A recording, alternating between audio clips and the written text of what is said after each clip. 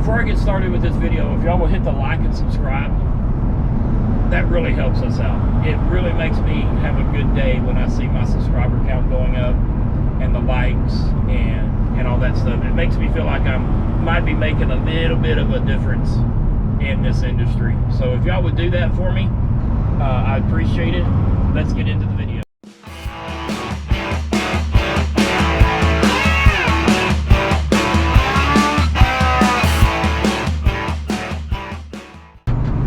Hello America, how are you?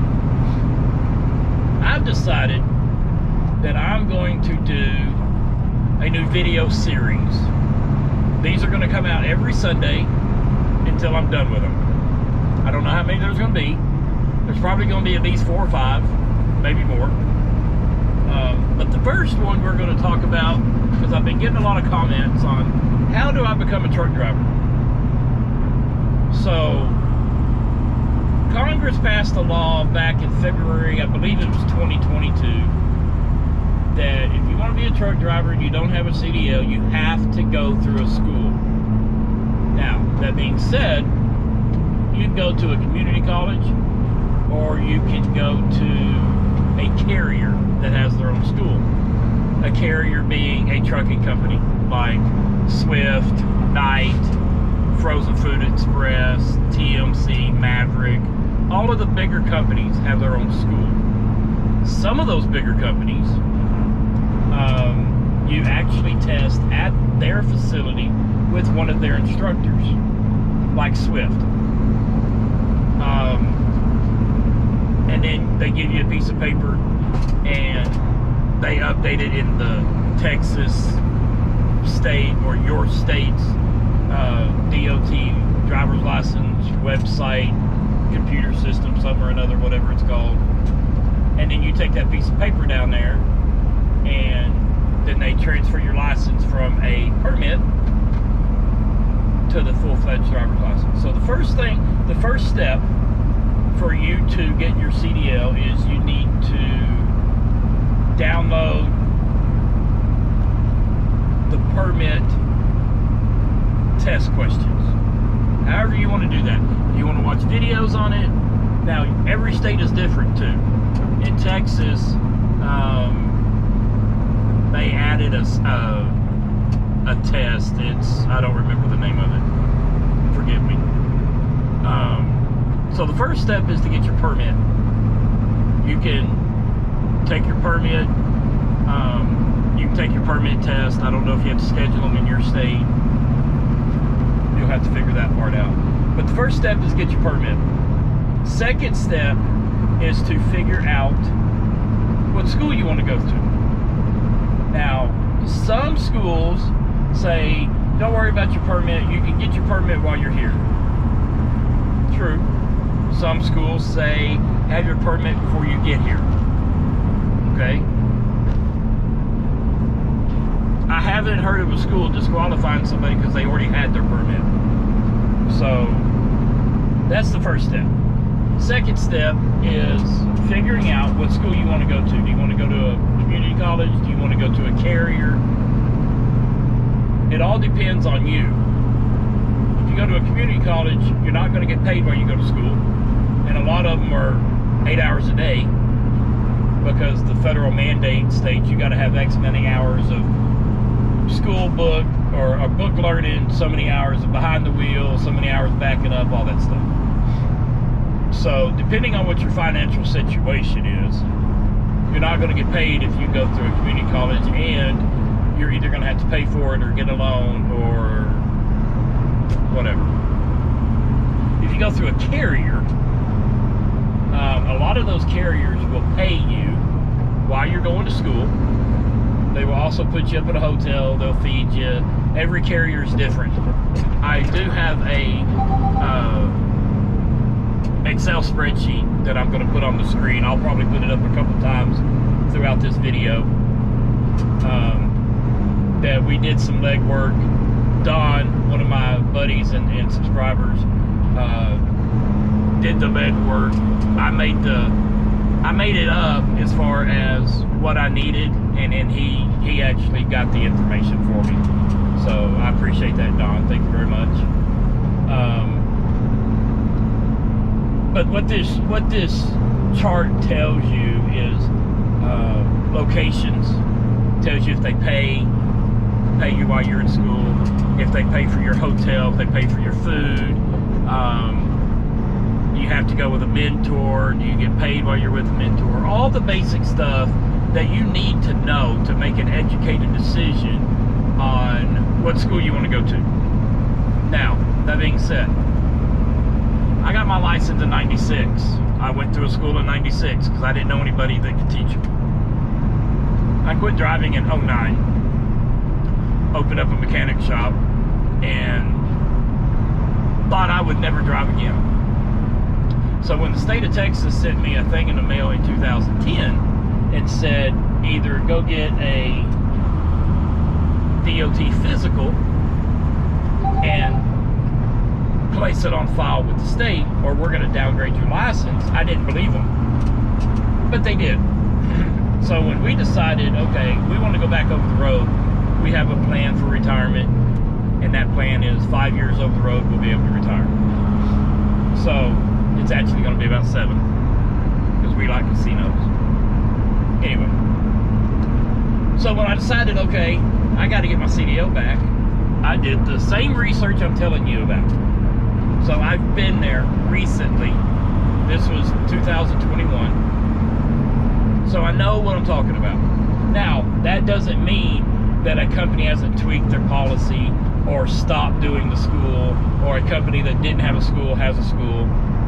Everything is fluid, everything can change. But this is pretty dead-gum recent information. So when I did my research, I called around, I probably called 50 different trucking companies, wanting to know everything I just told you. Do you pay me while I'm in school? Do you pay for the hotel? Do you pay for the food? How long do I have to work with you afterwards to where I don't have to pay for the school? Do y'all make me pay for the school? All the questions. And I wound up and I went to the Swift school. The reason I went to the Swift school, it was the closest school to the house, and they were off on weekends, and I could go home and see my wife. Pretty much the only reason I went to the Swift school. In the end, I got my CDL. I graduated top in the class, which I better had, because, you know, I drove 15 years prior to that. I knew what I was doing. It did take a little bit of getting used to it again. So what I would recommend to y'all is A, get your permit. B, sit down and write out a piece of paper of what questions you need according to your situation. Are you rich and you just want to drive, and so you don't care if you get paid while going to school? Are you broke and you need a job desperately bad, and so you have to get paid while you're in school? Everybody's situation is going to be different, and that doesn't mean it's wrong or right. That's just your situation. So sit down, write out a list. The way I did it, I wrote out a list, I thumbtacked it to the wall, and then I got a spiral notebook, and I always asked the questions in the same order. And so I would write at the top of the name, the company, the phone number, and who I spoke to. And then I would write down their answers. I wouldn't rewrite the question. I would just write down the answers. And that's how I came to the educated decision of, that's the school I'm going to go to. So that's step 1, permit, figure out where you're going to go to school. And then 3, you need to, if you're going to go to a community college, then you need to find a company that will put you with a mentor.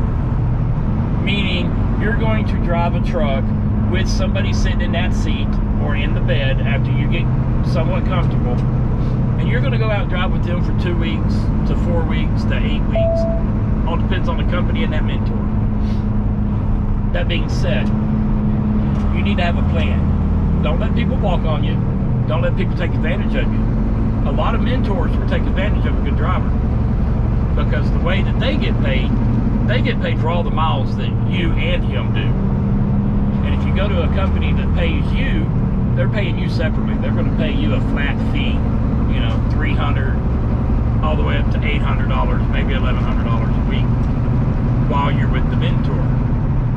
But But too many times have I heard through the grapevine that this mentor got a great driver and then wouldn't let him go because he was making that much more money. You got to learn to stand up for yourself, especially in the trucking industry. You've got to stand up for yourself. Anyway, so the next 4 or 5 volumes or chapters of this video series, whatever you want to call them, the next one I'm going to do is what your family can expect if you're going to be an over-the-road truck driver. And then what you can expect if you're going to pull a van or a reefer, what you can expect if you're going to do open deck, meaning flatbed, step deck, what you can expect, you know, your first year on the road, stuff like that. So I would recommend going down to the state or downloading it off the website. You can get the handbook, get that, have that with you, get on YouTube, get on the internet, whatever you want to do. There are some good videos on YouTube for CDL practice test. That's what you need to search for in your state, because every state will add a little bit or take away a little bit. It should be pretty close, but the way they do it may be a little bit different. So I hope this video helps. If you haven't already, hit that like and subscribe button. I would greatly appreciate it. And I hope I can help some of y'all. I was thinking about putting out some ebooks, but my wife thought it was a dumb idea, and she said more people are apt to just watch a quick video versus, you know, an ebook that's 20, 30, 40 pages long, that if I'm going to take the time to put it on paper, I'm going to, you know, charge $5 or $10 for it. So put these videos out there. It'll be on a separate playlist, and I'm going to put them out quickly. I'm going to put them out every Sunday. So anyway, guys, appreciate you watching. If you have any questions, leave them in the comment below, and we see every comment. We respond to every comment. So I will see you out here on the road. Thanks for watching.